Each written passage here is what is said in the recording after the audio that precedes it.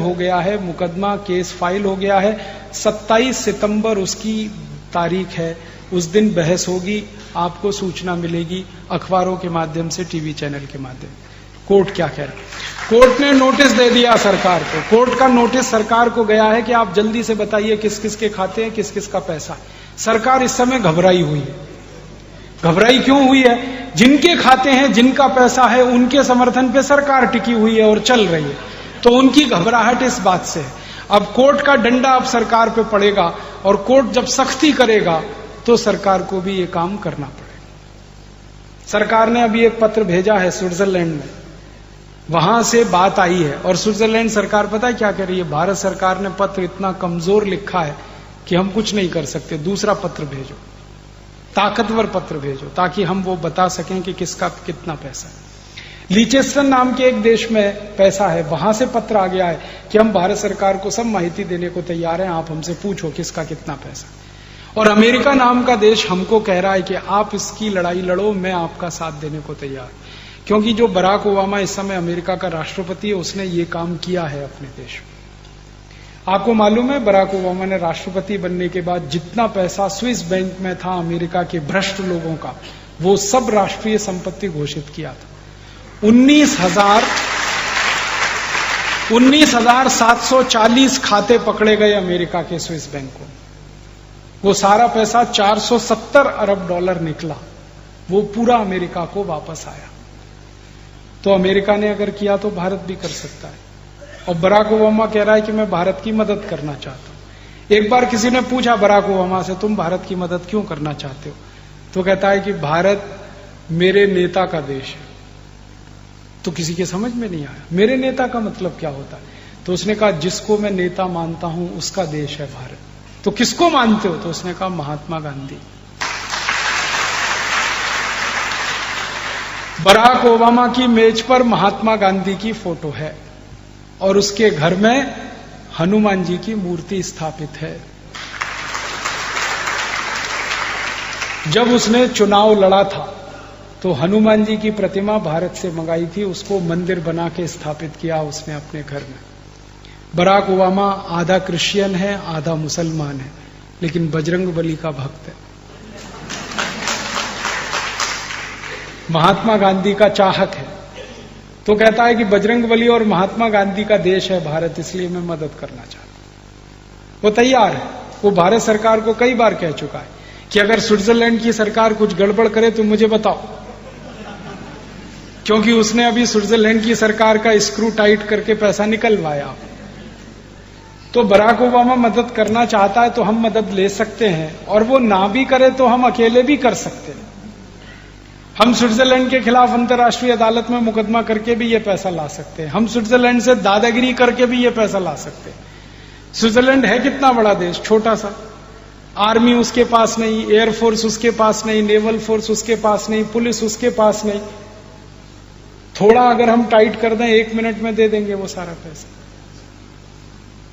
तो इसलिए दादागिरी करके भी ला सकते हैं, कानून से भी ला सकते हैं, संसद की मदद से ला सकते हैं, सुप्रीम कोर्ट की मदद से ला सकते हैं। रास्ते बहुत हैं, पैसा ये लाना है 110 लाख करोड़। फिर आप बोलेंगे इसका करना क्या है? करना क्या है? देश का विकास करना है, जो नहीं हुआ 62 साल। तो 110 लाख करोड़ में क्या क्या हो जाएगा? छोटी छोटी कुछ बातें बताता हूं। हिंदुस्तान में 6,38,365 गांव हैं। हर गांव में 100 उद्योग हम लगाएं। 100 उद्योग हर गांव में, इसको ध्यान से सुनिएगा। 1 नहीं, 2 नहीं, 3 नहीं, 100 उद्योग हर गांव में लगाएं तो मात्र 10 लाख करोड़ का खर्च होगा। और हमारे पास 110 लाख करोड़ है। आप बोलेंगे कौन कौन से 100 उद्योग? हमारे भारत में 2 लाख से ज्यादा गांव हैं जहां कपास पैदा होता है। जहां कपास पैदा होता है वहां सूत बन सकता है, जहां सूत बन सकता है वहां खादी वस्त्र बन सकता है। तो खादी वस्त्र निर्माण का उद्योग हर देश के, माने भारत देश के 2 लाख गांव में चल सकता है। और उनमें जो खादी बनेगी वो सब हम भारतवासी खरीद कर उसका उपयोग कर सकते हैं। अभी भारत में 1% लोग खादी खरीदते हैं।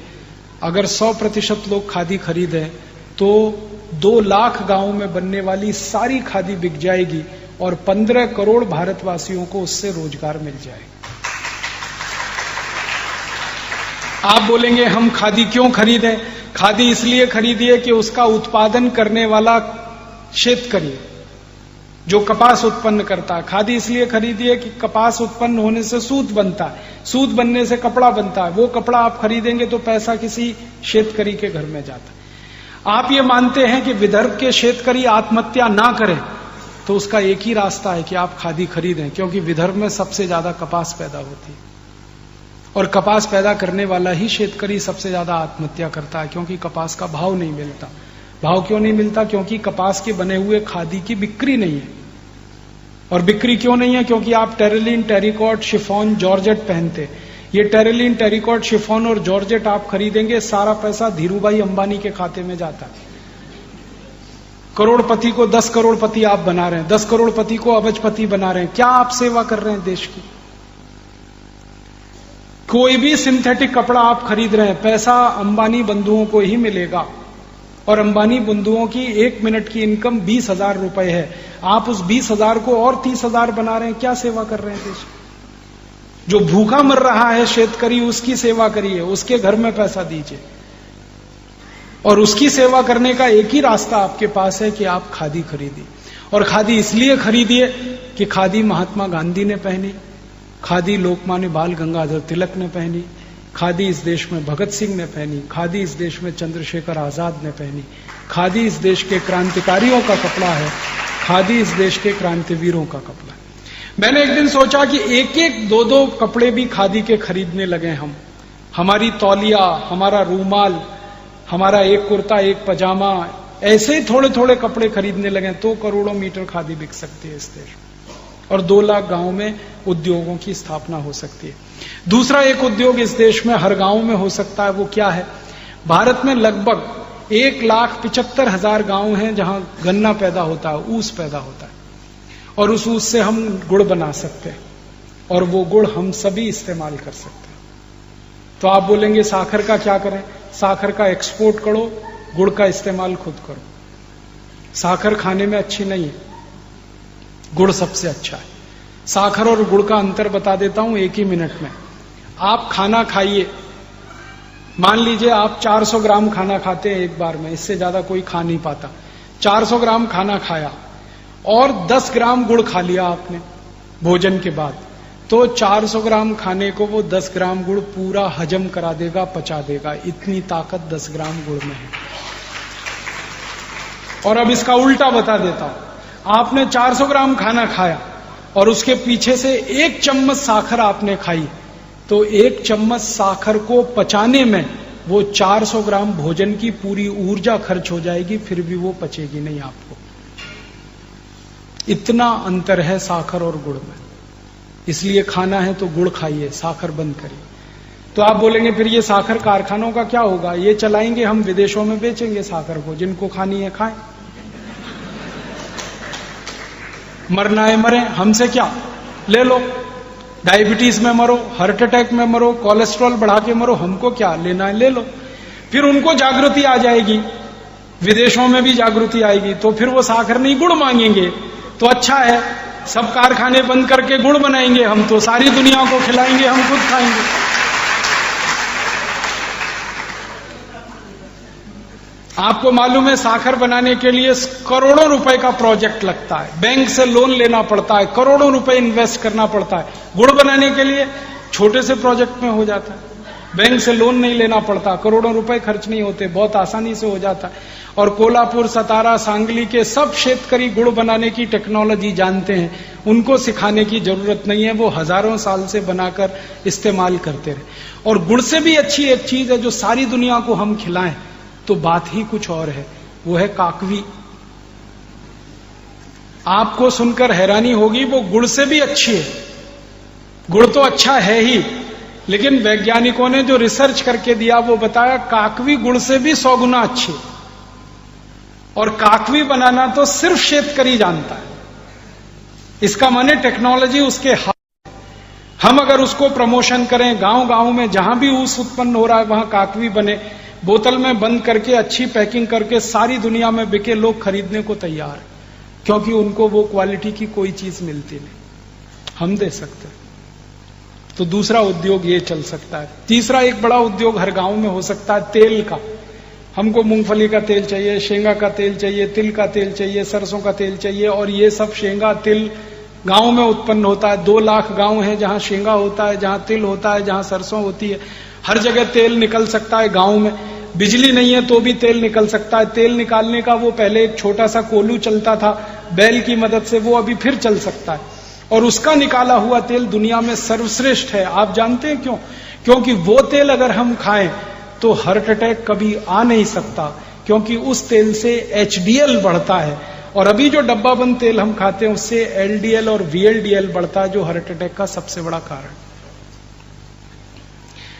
हमारे जो पुराने लोग थे ना, पूर्वज, वो तेल वही खाते थे जो कोलू से निकलता था। धीरे धीरे धीरे धीरे, जानते हैं उसमें खासियत क्या है? टेम्परेचर नहीं बढ़ता तेल का, बहुत धीमे धीमे निकलता है।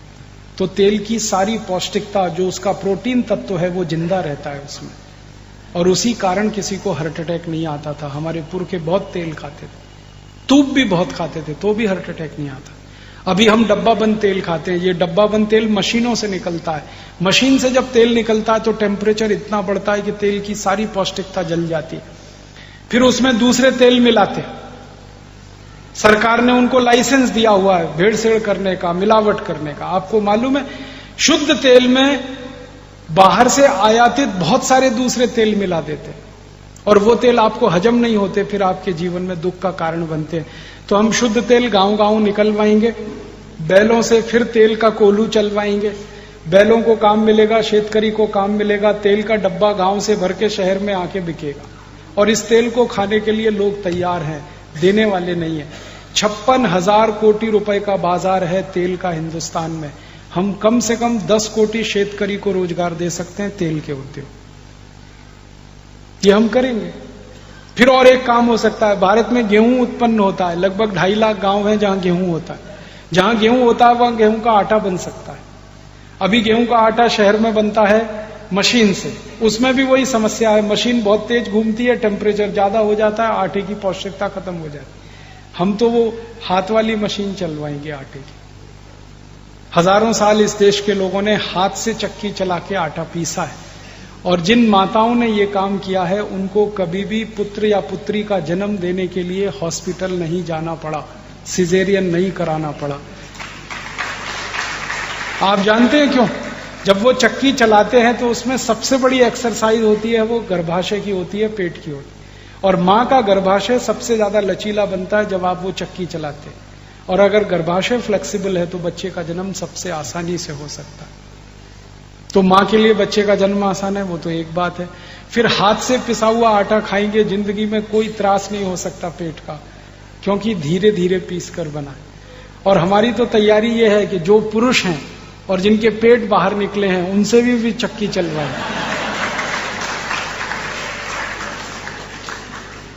उनका भी पेट अंदर चला जाएगा, वो स्लिम और ट्रिम हो जाएंगे। ऐसे भी चक्की चलाते हैं ना, स्वामी रामदेव जी चलवाते हैं कि नहीं? फिर असली में चलवाएंगे। गांव गांव में आटा भी बनेगा, लोगों को रोजगार मिलेगा, हमको बेस्ट क्वालिटी। और आपको माहिती है, शेतकरी गेहूं बेचे तो 11 रुपए किलो, और गेहूं का आटा 26 रुपए किलो। तो गेहूं क्यों बेचना? आटा बना के बेचना ना, फिनिश प्रोडक्ट देना, रॉ मटेरियल गांव से बाहर नहीं लाना। भारत में 90,000 गांव हैं, 90,000, जहां बटाटा उत्पन्न होता है। अब बटाटा जहां है वहां बटाटा चिप्स बनवाएंगे गांव गांव से, और शहर में बिकवाएंगे। विदेश की कंपनी आके बटाटा चिप्स बेचती है 400 से 500 रुपए किलो, हम 100 रुपए किलो तो बेच ही सकते हैं।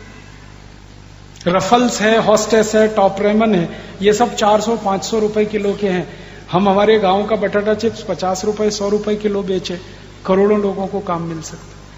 फिर टमाटर पैदा होता है 65,000 गांव में, टमाटर का सॉस गांव में बन सकता है, वो शहर में बिक सकता है। अचार है, मुरब्बा है, ऐसे 100 उद्योग हर गांव में चल सकते हैं। और एक उद्योग में 10 लोगों को भी काम मिला तो 1000 लोगों को रोजगार हर गांव में मिलता है। और अगर 1000 लोगों को गांव में रोजगार मिला तो 1000 परिवार की जिंदगी सुधरेगी। इस देश का बेरोजगारी गांव से बिल्कुल खत्म हो जाएगी। और मैं तो वो दिन देख रहा हूं कि शहरों में बसे हुए लोग गांव भागकर वापस जाएंगे। क्योंकि उनके घर के पास ही उनको रोजगार मिल जाएगा। शहरों के लोग अगर गांव वापस चले जाएं तो झुग्गी झोपड़ियां खत्म हो जाएंगी। मुंबई की धारावी जो झुग्गी झोपड़ी है वो हमारे मुंह पर तमाचे की तरह से, वो इसलिए है कि गांव में रोजगार नहीं है तो मुंबई जाके उनको रोजगार ढूंढना पड़ता है। जब गांव में काम मिलेगा तो कोई झुग्गी झोपड़ी में क्यों रहने शहर में जाए। ऐसी व्यवस्था हम बनाना चाहते हैं और इस पूरी व्यवस्था को बनाने में मात्र 10 लाख करोड़ का खर्चा है और हमारे पास 110 लाख करोड़ है। फिर बचेगा पैसा 100 लाख करोड़, उसका क्या करेंगे? फिर उसके दूसरे काम करेंगे, सड़क बनवाएंगे गांव गांव। फिर उसके बाद बचेगा तो क्या करेंगे? बीज की व्यवस्था करेंगे, इलेक्ट्रिक करंट दिलवाएंगे हर गांव में। भारत के हर गांव में 24 तास इलेक्ट्रिक करंट मिले, उसके लिए 4.5 लाख करोड़ का खर्चा करना आसानी से कर सकते हैं। छोटे छोटे पावर स्टेशन बना सकते हैं, 1 मेगावाट के, 2 मेगावाट के, और 10 गांव को बिजली सप्लाई हो वो एक पावर स्टेशन कर देगा। अभी पावर स्टेशन बहुत बड़े हैं, 1000 मेगावाट के, 1500 मेगावाट के। उनकी समस्या क्या है कि वहां जो बिजली उत्पन्न होती है 11,000 वोल्ट की होती है और घर में जो बिजली इस्तेमाल होती है वो 220-240 वोल्ट की होती है। तो 11,000 वोल्ट पे पहले बिजली पैदा करते हैं, फिर उसको स्टेप डाउन करके नीचे नीचे लाके 240 वोल्ट पे कन्वर्ट करते हैं। हजारों यूनिट बिजली फालतू में बर्बाद होती है। हम इस व्यवस्था को बदलना चाहते हैं। 1 यूनिट भी बिजली बर्बाद नहीं होनी चाहिए। क्या करें? छोटे पावर स्टेशन बनाओ, 1 मेगावाट का बनाओ, 2 मेगावाट का बनाओ, तो बिजली ही 240 वोल्ट की पैदा करो, तो स्टेप डाउन करनी ना पड़े। तो घरों में इस्तेमाल करने के लिए बिजली अलग, कारखानों में अलग, रेलवे के लिए अलग, ये 3 स्तर पर हम अलग अलग कर देंगे तो फालतू बिजली खराब नहीं होगी और जितनी बिजली हमने बचाई उतनी उत्पादन हो जाएगी। और 35 से 37% हमारे यहाँ जो ट्रांसमिशन लॉस है ये पूरा हम खत्म कर सकते हैं। छोटे पावर स्टेशन बना के ये काम कर सकते हैं। ये करने के बाद भी पैसे बचेंगे तो हॉस्पिटल बना देंगे, स्कूल बना देंगे, कॉलेज बना देंगे, सब हो जाएगा। गांव में कुछ नहीं बचेगा तो भी हमारे पास 60 लाख करोड़ बचेगा। 50 लाख कोटी में सब काम हो जाएगा। फिर हमें सोचना पड़ेगा अब क्या करें, कुछ करने के लिए नहीं, तो फिर योग करेंगे, प्राणायाम करेंगे, हम सुधरेंगे, उनको सुधारेंगे, अपनी सीट सब स्वर्ग में बुक कराएंगे और क्या करेंगे, फिर यही करेंगे। और 60 लाख कोटी जो बच गया उसको फिक्स डिपॉजिट में रख देंगे भारत माता के नाम से, उसका 10% का ब्याज भी मिला साल का तो 6 लाख कोटी हो गया। उतने पैसे से देश का बजट बना लेंगे, टैक्स लगाने की जरूरत नहीं है, पूरे देश को 0 टैक्स बना लेंगे। अभी अंग्रेजों के समय के बनाए हुए 64 तरह के टैक्स, 23 अंग्रेजों के और काले अंग्रेजों के 64 तरह के सब टैक्स खत्म कर दें तो भी ये देश चलेगा। एक भी टैक्स हम नहीं लें। इनकम टैक्स खत्म, सेंट्रल एक्साइज खत्म, सेल्स टैक्स खत्म, रोड टैक्स खत्म, टोल टैक्स खत्म, कॉरपोरेशन का टैक्स खत्म, सारे टैक्स खत्म। फिर आप बोलेंगे तो देश कैसे चलेगा? जो बचा पैसा है स्विस बैंक का उसके ब्याज पे चलेगा और कभी कमी पड़ेगी पैसे की, वैसे तो पड़ेगी नहीं क्योंकि विकास का सब काम हो गया तो फिर पैसे की जरूरत क्या। अगर मान लीजिए कमी पड़ेगी तो लोगों से दान मांग लेंगे। भारत के लोग तो बहुत दान देते, देश के लिए भी दान देंगे। कारगिल युद्ध हुआ तो लोगों ने दान दिया, गुजरात में भूकंप आया तो दान दिया, उड़ीसा में बाढ़ आई थी तो दान दिया, बिहार में अभी बाढ़ आई थी तो हमने दान दिया। तो भारत के लोग तो दान देते हैं, दानवीर हैं, दान मांग लेंगे देश के लिए जरूरत पड़ेगी तो। और मुझे लगता है कि दान ज्यादा देंगे, टैक्स नहीं देते क्योंकि टैक्स वीर नहीं है, दानवीर है। इस देश के ऐसे बहुत लोगों को मैं जानता हूं जो टैक्स में पैसा बचाने के लिए चार्टेड अकाउंटेंट्स रखते हैं और रोज दान देते हैं लाखों रुपए का। मैं उनको कहता हूं लाखों रुपए आप दान दे रहे हो तो टैक्स में क्यों नहीं देते? वो मुझे बहुत गहरी बात कहते, वो कहते राजीव भाई भारतीय संस्कृति में कुपात्रों को दान नहीं देते। ये टैक्सेशन का डिपार्टमेंट कुपात्र लोगों का, इनको हम 1 पैसा भी नहीं दे सकते, सुपात्र को हम चाहें उतना दे सकते। मैंने एक दिन कैलकुलेशन किया, आप सोचेंगे हैरान हो जाएंगे। हर आदमी चाय के 1 प्याले के बराबर का धन, चाय का 1 प्याला 5 रुपए का है ना, हर आदमी 5 रुपए भारत देश को रोज दान दे दे तो साल भर का कुल कलेक्शन इनकम टैक्स से 3 गुना ज्यादा आता है। इतनी ताकत है दान में। और हम जब सारे टैक्स खत्म कर दें, income tax, central excise, sales tax, road tax, toll tax, तो लोग तो और ज्यादा दान दे देंगे, क्योंकि उधर से पैसा बचेगा उनका। देश के लिए दान देने में किसी को त्रास नहीं। वो ये कहते हैं कि दान लेने वाले में पात्रता होनी चाहिए। लोग तो करोड़ों रुपए देने को तैयार हैं इस देश में। तो हम दान आधारित देश चलाएंगे।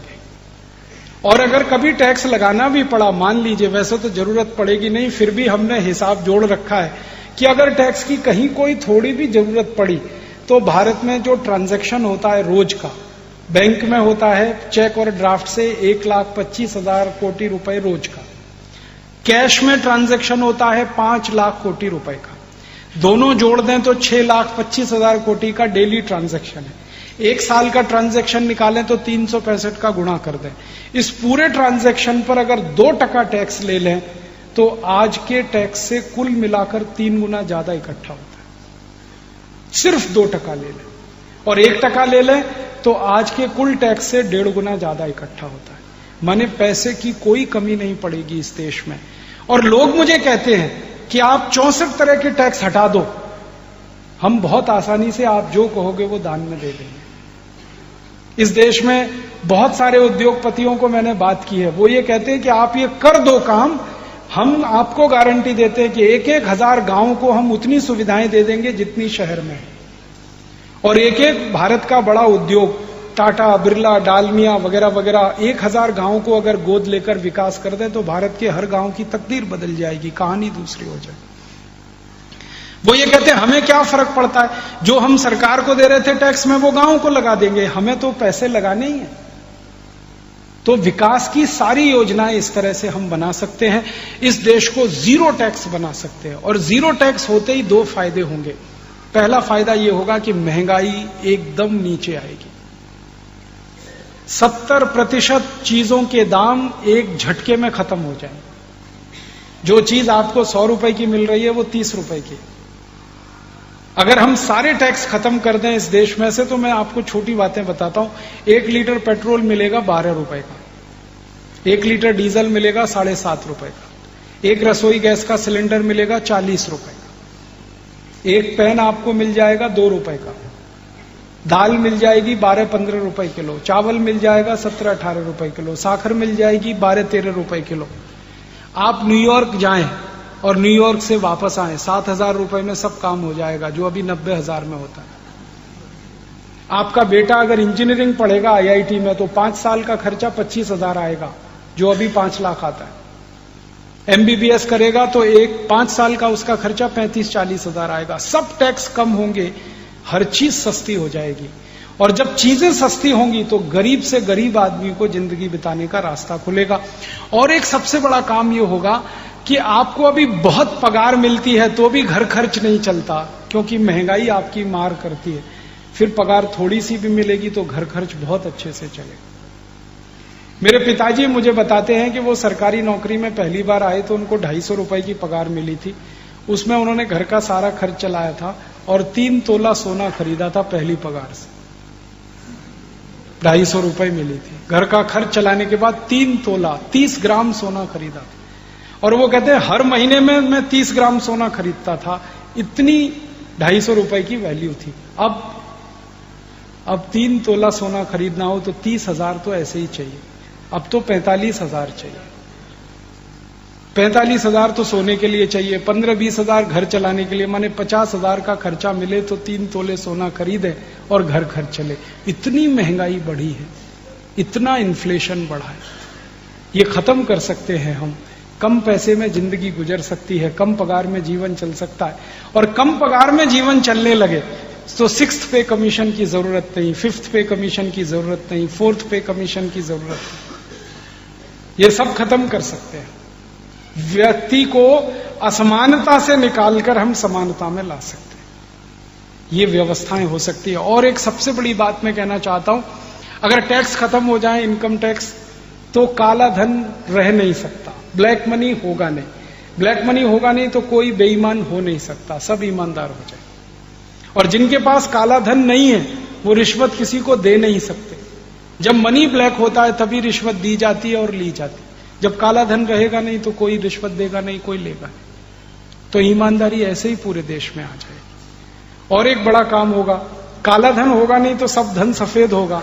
सफेद होगा तो या तो बैंकों में जमा होगा, या उद्योगों में लगेगा, व्यापार में लगेगा, या लोग उसको खर्च करेंगे।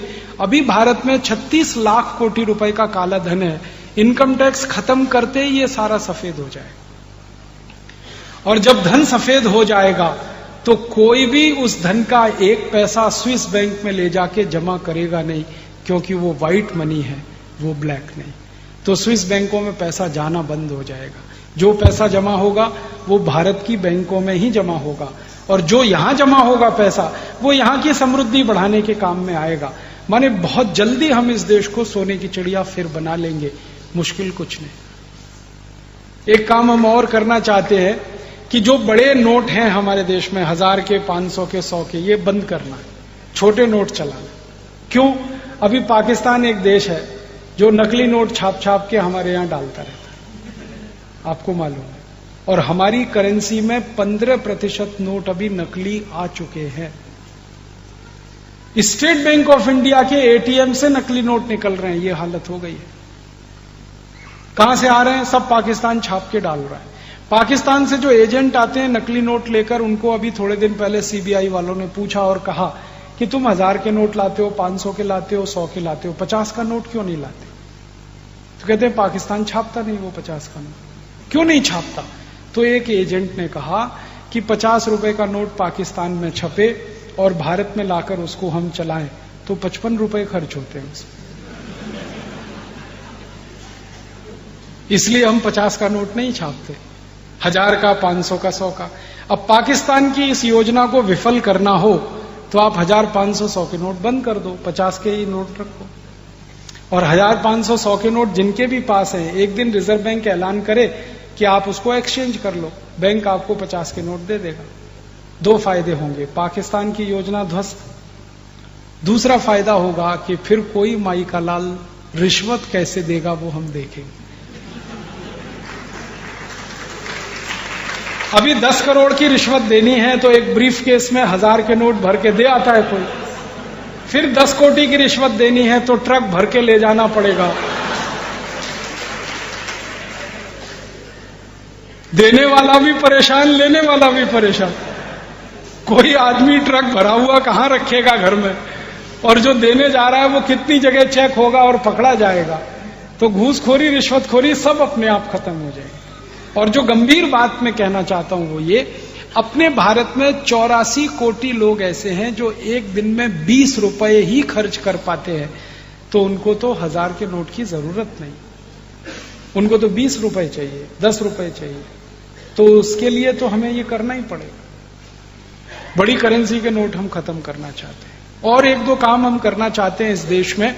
शिक्षा व्यवस्था इस देश की बदलना चाहते हैं, स्वदेशी शिक्षा हमें लानी है। ये जितनी अर्थव्यवस्था की बातें हैं वो हम लोग कहते हैं कि स्वदेशी अर्थव्यवस्था में हम ये करना चाहते हैं, शिक्षा में स्वदेशीकरण करना चाहते हैं। अभी शिक्षा है वो मैकॉले की है, आप सभी जानते हैं। जितना पाठ हम पढ़ते हैं, जो अभ्यास करते हैं, वो सब मैकॉले का। पाठ्यक्रम बिल्कुल हमने नहीं बदला 63 साल के बाद भी। मैकॉले ने यह पाठ्यक्रम बनाया था भारत में कारकुन तैयार करने के लिए। अब हम वही पाठ्यक्रम चला रहे हैं, हमारे बच्चों को कारकुन ही बना रहे हैं, और उससे ज्यादा क्या बन रहा है।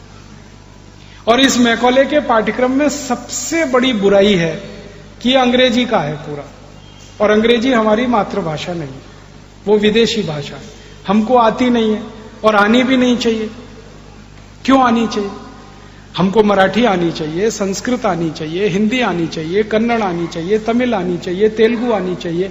अंग्रेजी क्यों आनी चाहिए? किस अंग्रेज को हिंदी आती है जो हमको अंग्रेजी आनी चाहिए? बताओ ना, किस अंग्रेज को मराठी आती है जो हमको अंग्रेजी आनी चाहिए? अंग्रेजी तो नहीं आनी चाहिए।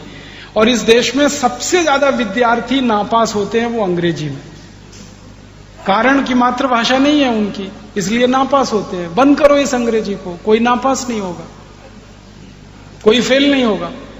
विषय पढ़ाओ ना, विषय का ज्ञान दो, गणित का ज्ञान दो, भौतिक शास्त्र का ज्ञान दो, रसायन शास्त्र का ज्ञान दो, इंजीनियरिंग सिखाओ, मेटलर्जी सिखाओ, केमिकल इंजीनियरिंग सिखाओ, कुछ भी सिखाओ, विषय सिखाओ। ये भाषा के चक्कर में क्यों फंस गए? और भाषा भी मूर्खों की है, कुछ दम नहीं है उसमें। कुछ लोग ऐसा तर्क देते हैं कि अंग्रेजी अंतर्राष्ट्रीय भाषा है। बिल्कुल नहीं। दुनिया में 200 देश है, मात्र 14 देशों में अंग्रेजी चलती है, बाकी कहीं अंग्रेजी नहीं। और वो 14 देश वो है जो अंग्रेजों के गुलाम थे।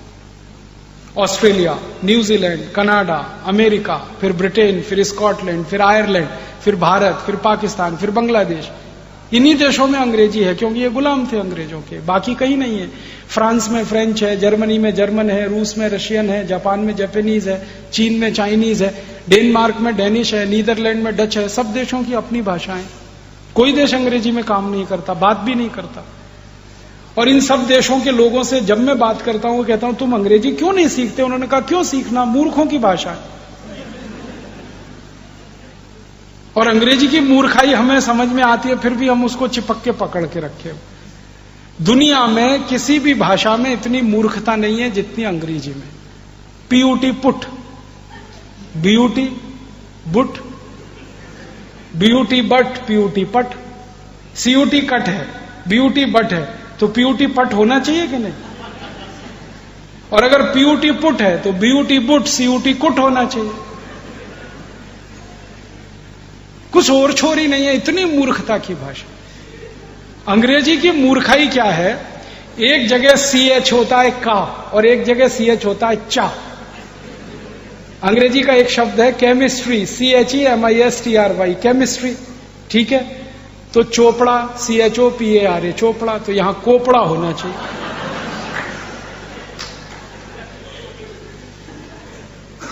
और अगर CHOPARA चोपड़ा है तो उधर केमिस्ट्री होना चाहिए, CHEMISTRY। और जब भी अंग्रेजी के लोगों से बात करो ये क्या चक्कर है, वो कहते पता नहीं, अब है तो हम कर रहे हैं। मूर्खों की भाषा ऐसी होती है। अंग्रेजी जो है ना, बहुत बहुत बहुत बहुत रद्दी भाषा है। इसके पास शब्द नहीं है अपने। 5वीं शताब्दी में तो ये भाषा बनी है। आपको मालूम है अंग्रेजी का इतिहास मुश्किल से 1000, 1200, 1500 साल पुराना। 5वीं शताब्दी के पहले तो अंग्रेजी ही नहीं थी। पूरे इंग्लैंड और स्कॉटलैंड और उसमें लैटिन चलती थी। अंग्रेजी उसमें से उधार लेके कुछ शब्दों से शुरू हुई। फ्रेंच से उधार लिया, जर्मन से लिया, लैटिन से लिया, इससे लिया, कुछ हिंदी से लिया, खिचड़ी बना दिया उन्होंने। शब्द नहीं है उनके पास। इतनी गरीब भाषा है ये, जो दुनिया में कहीं नहीं है। इनके पास ले दे के एक ही शब्द है, अंकल। काका, मामा, मौसा, फूफा, काका का काका, मामा का मामा, मौसा का मौसा, सब एक ही है, अंकल। शब्द ही नहीं है। और ले दे के एक शब्द है आंटी। काकी भी है, मामी भी है, मौसी भी है, सब आंटी। ये भारत में तो नहीं होता। हमारे यहां तो जितने भी रिश्ते हैं, हर एक के लिए अलग शब्द है। इनके पास शब्द ही नहीं। और ऐसी मूर्खता के शब्द हैं, समझ में नहीं आते। फादर इन लॉ, कौन सा? इधर वाला कौन सा father in? Mother in law कौन सी? इधर वाली की इधर वाली। मूर्खताओं की भाषा। अच्छा, मैं अगर आपसे हिंदी में या मराठी में ये कहूं कि ये व्यक्ति किसी व्यक्ति का साला है, ठीक है? आप 1 मिनट में पता लगा लेंगे साला है या माने उसकी बहन का भाई है, ठीक है? अगर मैं कहूं कि ये उसका जीजा है, इमीडिएट में पता लगा लेंगे।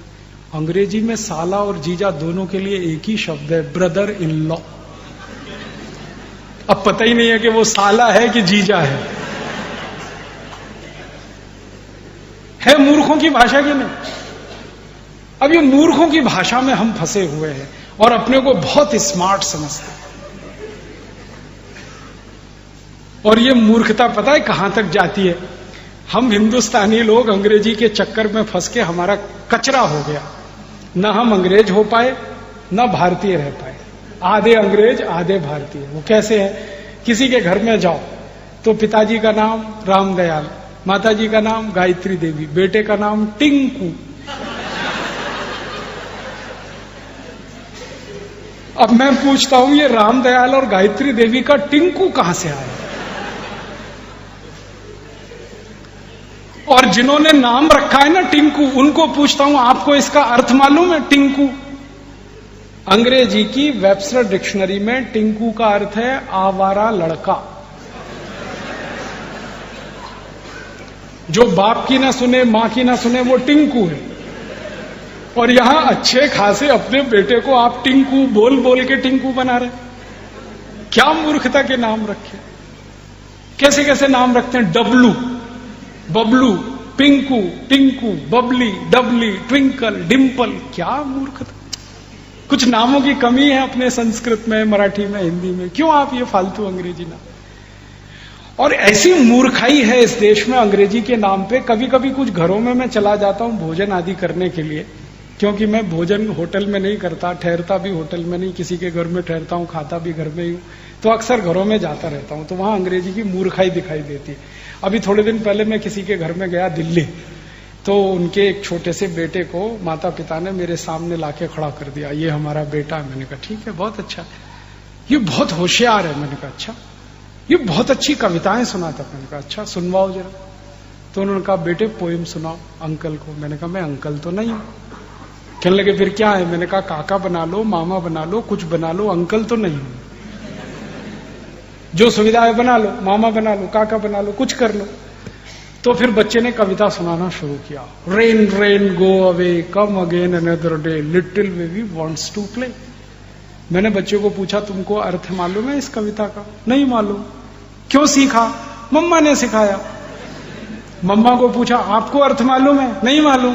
क्यों सिखाया। उसकी टीचर ने सिखाया। टीचर को फोन लगाया, आपको अर्थ मालूम है इस कविता का। नहीं मालूम। किसने सिखाया। हमारे टीचर ने सिखाया। अब मूर्खों के मूर्ख कविता सिखा रहे हैं, rain rain go away, come again another day.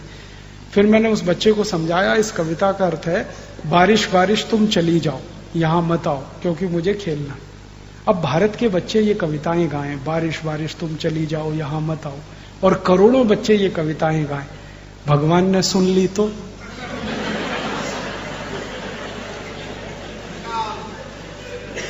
भगवान ने अगर कविता सुन ली तो बारिश को वापस बुला लेगा, यहां बारिश होगी नहीं। और 60% खेती बारिश पर इस देश में जिंदा रहती है।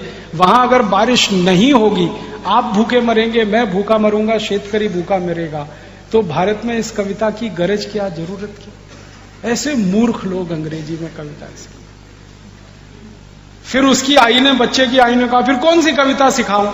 तो मैंने कहा कविता सिखाओ, ये रे पाऊसा तुला दे तो पैसा, पैसा झाला तोटा पाऊस आला मोठा। ये कविता सिखाओ, क्योंकि ये कविता भारत की आत्मा है।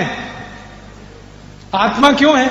जिस देश में 60% खेती पाउस आधारित है, उस देश में पाउस को बुलाने की ही कविता हो सकती है, भगाने की कैसे हो सकती है।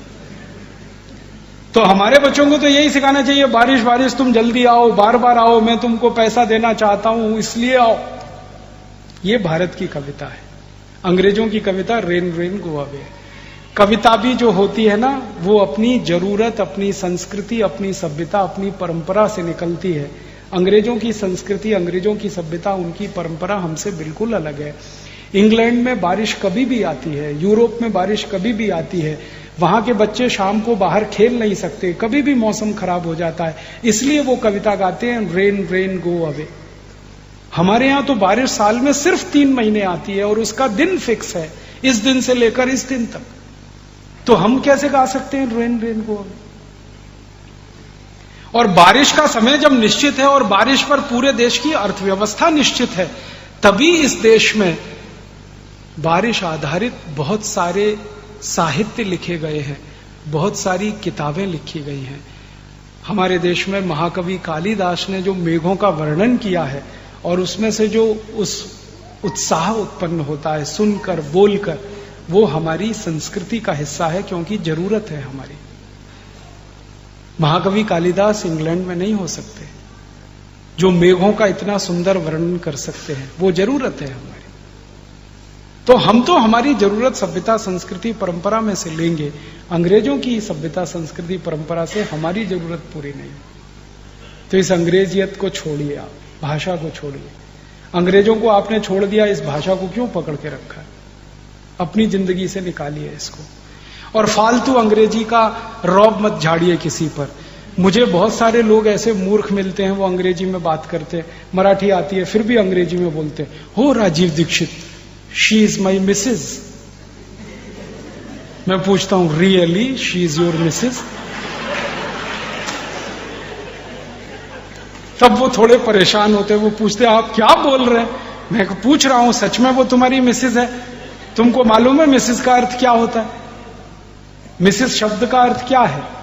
इंग्लैंड में और यूरोप में एक बड़ी खराब परंपरा है, वो आपको अच्छी नहीं लगेगी सुनने में, लेकिन मैं बताना चाहता हूं। परंपरा यह है कि कोई भी स्त्री और कोई भी पुरुष एक के साथ पूरे जीवन में नहीं रह सकता। अभी शादी की, 2 दिन बाद तलाक होगा, फिर शादी होगी, फिर तलाक होगा, फिर शादी होगी, फिर तलाक होगा। एक स्त्री एक पुरुष जिंदगी भर एक के साथ रह नहीं सकते, बार बार एक दूसरे को बदलते हैं। जैसे हम कपड़े बदलते हैं, शर्ट बदलते हैं, वो एक दूसरे पार्टनर को बदलते हैं। और एक्स्ट्रा मैरिटल अफेयर्स उनके यहां कॉमन है। कोई पति पत्नी है, अकेले एक दूसरे से संतुष्ट नहीं होंगे, उनके रिश्ते दूसरों के साथ भी होंगे। एक महिला कम से कम 10-15 पुरुषों के साथ सोएगी रात को, एक पुरुष 10-15 महिलाओं के साथ रात को सोएगा। ये हजारों साल पुरानी उनकी परंपरा है।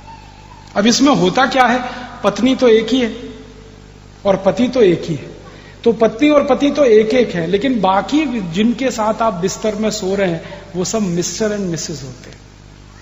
मिसेस का माने होता है धर्म पत्नी को छोड़कर कोई भी स्त्री जिसके साथ आप रात को बिस्तर में सो सके, वो सब मिसेस होती है। और यहां अच्छी खासी धर्म पत्नी को हम मिसेस बनाने में लगे हुए हैं। Oh she is my Mrs. तब मैं पूछता हूं really she is your Mrs? और मिस्टर इसका उल्टा है, पति को छोड़कर कोई भी पुरुष जिसके साथ बिस्तर में सोए वो मिस्टर है। तो यहां का पति मिस्टर नहीं है और यहां की पत्नी मिसेस नहीं है। और हमारे पास कितना सुंदर शब्द है पत्नी के लिए, श्रीमती। श्री माने लक्ष्मी, मति माने बुद्धि। सरस्वती और लक्ष्मी दोनों एक साथ, वो श्रीमती, वो मिसेस नहीं। आप मत बोलिए ये शब्द का, मिस्टर भी मत बोलिए। और सबसे खराब शब्द अंग्रेजी का है मैडम। हम अक्सर बोलते रहते हैं मैडम मैडम मैडम। मैडम जानते हैं कौन होती है? यूरोप में जो वैश्या घर होते हैं, उन वैश्या घरों को संचालित करने वाली जो मुख्य वैश्या होती है उसको मैडम कहते हैं।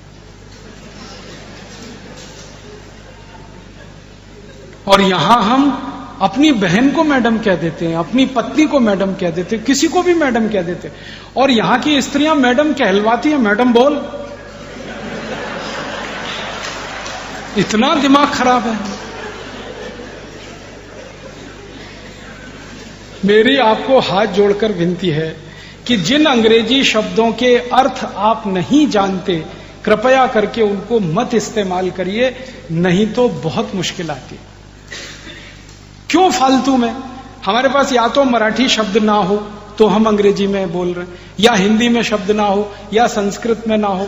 दुनिया के सबसे ज्यादा शब्द तो संस्कृत में है। जो भाषा में धातु रूप और शब्द रूप दोनों अलग अलग होते हैं, उस भाषा में करोड़ों शब्द बन सकते हैं।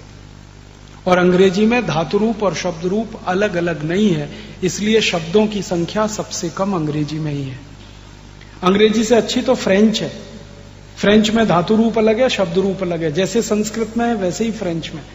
और एक बार एक फ्रेंच विद्वान से मैंने पूछा, आपने ये फ्रेंच बनाई कहां से?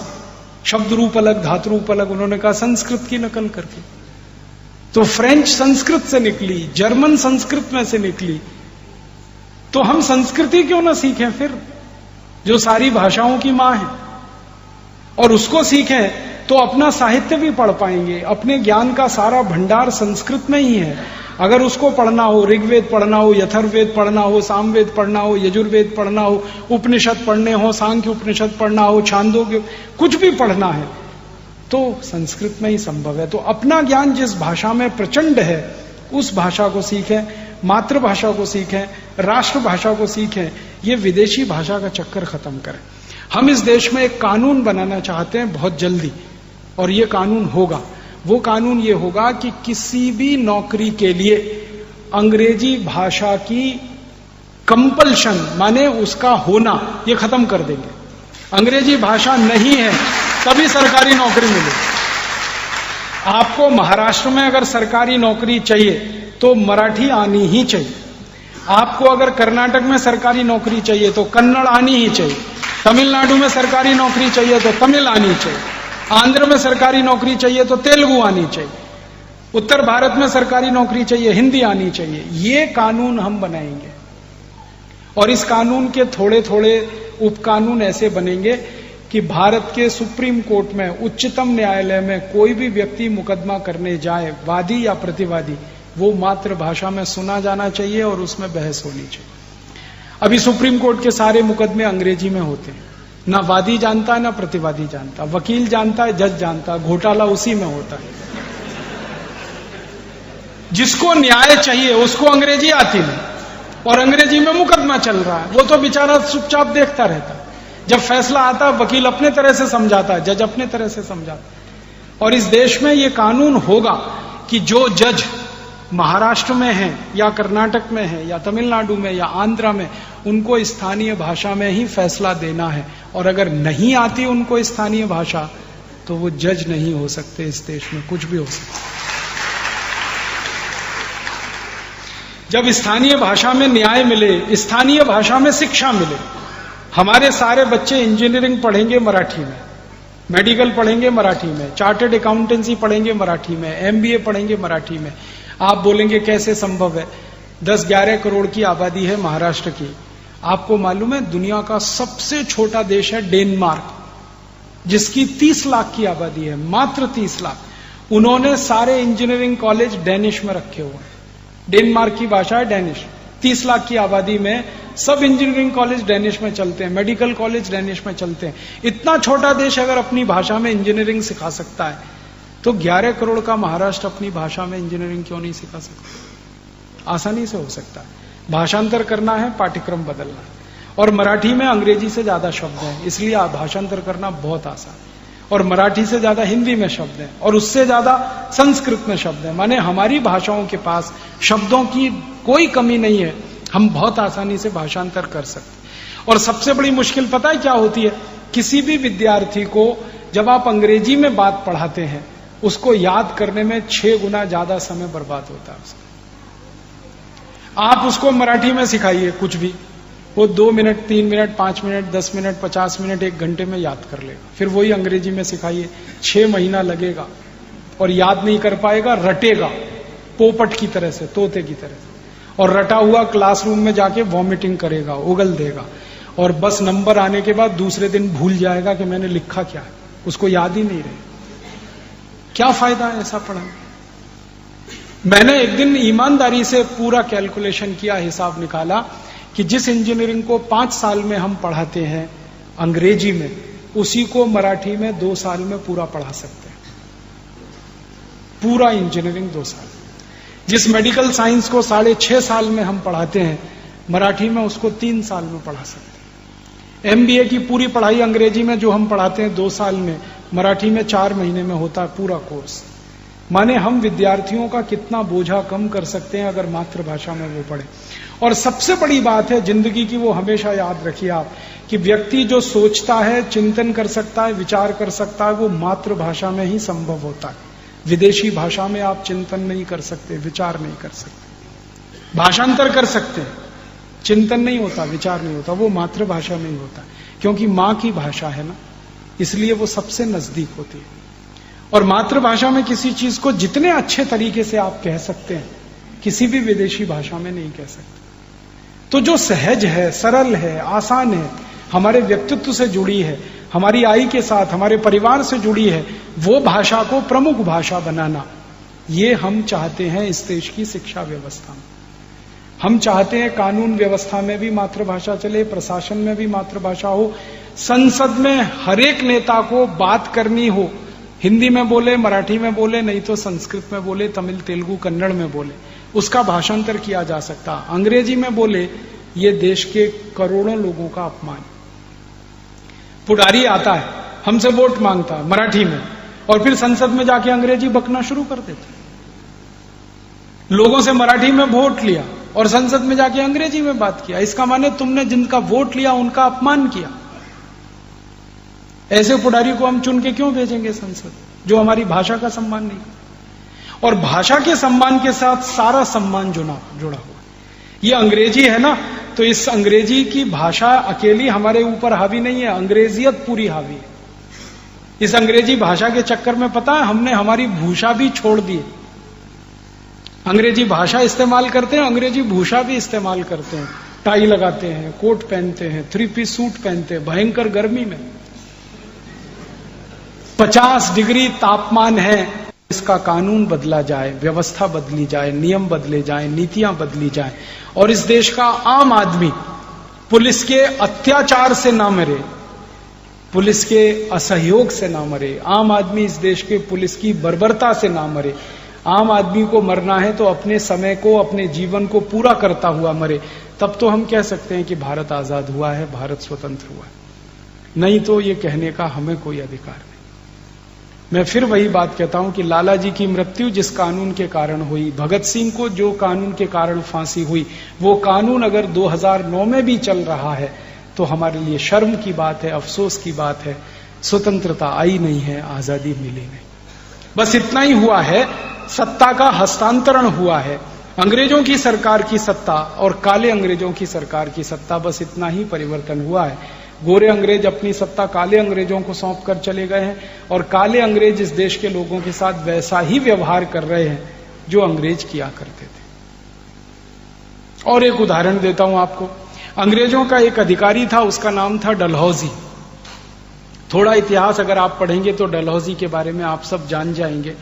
डलहौजी सबसे ज्यादा अत्याचारी, निरंकुश, संवेदन शून्य अंग्रेज अधिकारी था। क्या किया उसने? एक कानून बनाया इस देश में, उसका नाम है लैंड एक्विजिशन एक्ट। हिंदी में अगर कहें तो भूमि के अधिग्रहण का कानून, जमीन को छीनने का कानून, जमीन को हड़प लेने का कानून, लैंड एक्विजिशन एक्ट। ये कानून डलहौजी ने बनाया। पूरे देश में इस कानून को लागू किया गया। डलहौजी ने अपनी डायरी में लिखा है कि मैंने जब ये कानून बना दिया और पूरे भारत में इसको लागू कर दिया तो इसका एक ही परिणाम निकला, करोड़ों भारतवासी भारत में भूमिहीन हो गए, लैंडलेस हो गए। कैसे? डलहौजी ने वो कानून बना के भारत के गांव गांव में प्रवास करना शुरू किया और उसकी सरकार के अधिकारियों ने प्रवास करना शुरू किया। डलहौजी खुद लिख रहा है अपनी डायरी में कि मैं गांव गांव जाता था, हजारों किसानों की मीटिंग बुलाता। एक एक मीटिंग में 25,000 किसान आते थे। उन सब किसानों को पूछा जाता था कि तुम्हारे पास तुम्हारी जमीन के कागज हैं क्या, जो ये सिद्ध करें कि ये जमीन तुम्हारी है। कोई किसान को ये पूछा जाए आज से 150 साल पहले कि जमीन के कागज हैं आपके पास जो ये सिद्ध करें कि जमीन तुम्हारी है, तो किसी किसान के पास कागज नहीं होते थे। क्यों? कागज बनाकर जमीन को हस्तांतरण करना इस देश की परंपरा नहीं है। इस देश में जमीन का हस्तांतरण करने की जो परंपरा है वो ये है कि मेरे पिता ने अपनी जमीन मुझे दे दी, मैंने मेरी जमीन अपनी आने वाली पीढ़ी को दे दी, उसने अपनी जमीन उससे आने वाली पीढ़ी को दे दी। तो परंपरा से ये जमीन का हस्तांतरण इस देश में होता रहा हजारों साल से। डलहौजी ने कहा कि ये नहीं माना जाएगा, कागज होना चाहिए जिस पर लिखा हो कि ये जमीन तुम्हारी है और उस पर सरकार की मोहर होनी चाहिए। अब किसी भी किसान के पास कागज नहीं और किसी भी किसान के पास मोहर नहीं अंग्रेजी सरकार की, तो इसी आधार पर डलहौजी किसानों से जमीनें छीन लेता था और वो कहता था ये जमीन तुम्हारी नहीं है, ये अंग्रेज सरकार की जमीन है। कानून का नाम था लैंड एक्विजिशन एक्ट और उसकी कार्यवाही इस तरह से हुआ करती थी। तो डलहौजी कहता है कि मैंने और मेरे सहयोगियों ने मिलकर 10 करोड़ किसानों से जमीनें छीनी। 10 करोड़ किसानों से जमीनें छीनी। डलहौजी अपनी डायरी में लिख रहा है कि ये कानून भारत में लागू होने से पहले एक भी किसान ऐसा नहीं था जो भूमिहीन हो, लैंडलेस हो। मैंने ये कानून बनाया और जमीनें छीनी, उसके बाद भारत के किसान भूमिहीन हुए, लैंडलेस हुए। तो 10 करोड़ किसानों को जिस डलहौजी ने भूमिहीन बना दिया और जिस कानून के आधार पर उसने किसानों से जमीनें छीनी, वो कानून आजादी के 63वें साल में आज भी इस देश में चल रहा है। और ऐसे ही चल रहा है लैंड एक्विजिशन एक्ट, उसमें कोई परिवर्तन नहीं हुआ, कोई संशोधन नहीं हुआ। बस परिवर्तन इतना ही है कि अंग्रेजों की सरकार जो जमीनें किसानों से छीनती थी, अब भारत की सरकार वो जमीनें किसानों से छीन लेती, हजारों एकड़ जमीनें छीन लेती। आप जानते हैं हमारे देश की सरकारों ने कुछ योजनाएं बना रखी हैं, स्पेशल इकोनॉमिक जोन करके SEZ। SEZ में हजारों हेक्टेयर जमीन किसानों से छीनी गई है जबरदस्ती, इसी कानून के आधार पर, लैंड एक्विजिशन एक्ट। अंग्रेजों ने व्यवस्था ये बनाई थी कि भारत के किसानों से जब जमीनें छीनी जाएं तो कोई भी भारतीय किसान अंग्रेजों की अदालत में मुकदमा ना कर सके। तो लैंड एक्विजिशन एक्ट को आप चैलेंज नहीं कर सकते, ये व्यवस्था अंग्रेजों ने की हुई थी। तो अंग्रेजों के जमाने के किसानों की जमीनें जाती थी तो अंग्रेजों की अदालत भी उस मुकदमे को सुनती नहीं थी। आजादी के 62-63 साल के बाद भारत में भी यही है। जिन जिन किसानों की जमीनें छीनी जाती हैं उनकी कोई सुनवाई सुप्रीम कोर्ट नहीं करता, हाई कोर्ट नहीं करता। किसानों को झक मार के जमीन देनी ही पड़ती है। सरकार जब जमीन छीनती है किसानों से तो उसकी कीमत लगाती है 15 पैसे स्क्वायर फीट, 50 पैसे स्क्वायर फीट, 1 रुपए स्क्वायर फीट। फिर वही जमीन को सरकार बड़ी बड़ी कंपनियों को बेचती है तो उसकी कीमत हो जाती है 1500 रुपए स्क्वायर फीट। किसान से जमीन छीनी जाती है 15 पैसे स्क्वायर फीट, वो जमीन कंपनियों को बेची जाती है 1500 रुपए स्क्वायर फीट, और सरकार किसान और कंपनी के बीच में एजेंट की तरह से काम करती है, जैसे अंग्रेजों के जमाने में होता था। तब हम सब अपने आप से पूछते हैं, देश आजाद हुआ है क्या? कोई स्वतंत्रता इस देश को मिली है? अंग्रेजों के जमाने में लैंड एक्विजिशन एक्ट था, अंग्रेजों के जाने के बाद भी वही कानून चल रहा है। हमें लगता है कि आजादी अधूरी है, वो पूरी नहीं है। स्वतंत्रता तो आई नहीं है, आजादी भी अधूरी है। और एक उदाहरण देता हूं आपको। अंग्रेजों की सरकार ने भारतवासियों से पैसे छीनने के लिए, धन संपत्ति छीनने के लिए कुछ कानून बनाए थे। मैं आपको अंग्रेजों के समय की एक घटना सुनाता हूं, ब्रिटिश पार्लियामेंट के दस्तावेजों पर आधारित है। 1857 में जब इस देश में क्रांति हुई, पूरे देश में अंग्रेजों के खिलाफ विद्रोह हुआ, तो उसका परिणाम आपको शायद मालूम है या नहीं। 3 महीने में भारत की पूरी धरती, भारत की पूरी भूमि अंग्रेज विहीन हो गई थी। एक भी अंग्रेज जिंदा नहीं बचा था। 1857 की क्रांति की शुरुआत हुई थी 10 मई को मेरठ नाम के एक शहर से, उत्तर भारत। और लोगों में इतना गुस्सा आ गया था अंग्रेजों के खिलाफ कि लोगों ने अंग्रेजों के घर जला दिए थे मेरठ शहर में। एक भी अंग्रेज जिंदा नहीं बचा था, और जो घर से निकलकर भागा उसकी गर्दन काट दी थी लोगों ने, और वो चाकू जो भाजी काटने वाला उससे गर्दन काटी थी। इतना गुस्सा लोगों में था। और मेरठ में जब सारे अंग्रेज मारे गए तो दिल्ली में शुरू हो गई ये क्रांति 11 मई को। 5 दिन में दिल्ली में हजारों अंग्रेजों का कत्लेआम हो गया। फिर बरेली में, फिर शाहजहांपुर में, फिर अलीगढ़ में, फिर आगरा में, भारत के ऐसे 350 शहरों में ये क्रांति हुई थी। सतारा में और कोल्हापुर में, पूरे भारत में, कर्नाटक में, आंध्रा में, तमिलनाडु में, भारत का कोई स्थान बचा नहीं था जहां ये क्रांति ना हुई हो। उस क्रांति में 3,64,000 अंग्रेज मारे गए थे। भारत के लोगों ने उनको मार डाला था। उन भारतवासियों ने मार डाला था जो अंग्रेजों से कभी डरते थे, घबराते थे। उन भारतवासियों ने अंग्रेजों को कत्लेआम कर दिया था जो चींटी को भी मारते नहीं, जो जानवरों को भी मारते नहीं, जीव जंतुओं को मारते नहीं। वो भारतवासी इतने गुस्से में और क्रोध में थे कि अंग्रेजों को कत्ल कर दिया। अंग्रेज बच नहीं पाए, मारे गए। 2-3 अंग्रेज बच गए उस क्रांति में, और वो भागकर लंदन चले गए। तो उनको पूछा गया ब्रिटिश पार्लियामेंट में कि तुम जिंदा कैसे बचे, बाकी तो कोई बच के नहीं आया। तो उन्होंने कहा कि हम जिंदा ऐसे बचे कि हमने अपने शरीर पर काला रंग लगा लिया था, और हम ऐसे ही दिखते थे जैसे भारतवासी, उसमें हम बच गए। भारतवासियों ने यह सोचा कि ये भी हमारे ही जैसा काला आदमी है, इसलिए छोड़ दिया हमको। तो 2-3 अंग्रेज छूटकर भाग गए। उन अंग्रेजों से पूरी कहानी सुनी ब्रिटिश पार्लियामेंट ने और पूछा कि क्या क्या हुआ। तो उन्होंने विस्तार से बताया कि 350 से ज्यादा स्थानों पर भारत में ये क्रांति हुई। 4.5 करोड़ से ज्यादा भारतवासी इस क्रांति की लड़ाई में अंग्रेजों के खिलाफ लड़े। करोड़ों करोड़ों भारतवासियों ने तलवारों का इस्तेमाल किया, हंसिए का इस्तेमाल किया, चाकू का इस्तेमाल किया, बंदूकों का इस्तेमाल किया अंग्रेजों के खिलाफ। और ये पूरी क्रांति सशस्त्र क्रांति थी, हिंसक क्रांति थी अंग्रेजों के खिलाफ।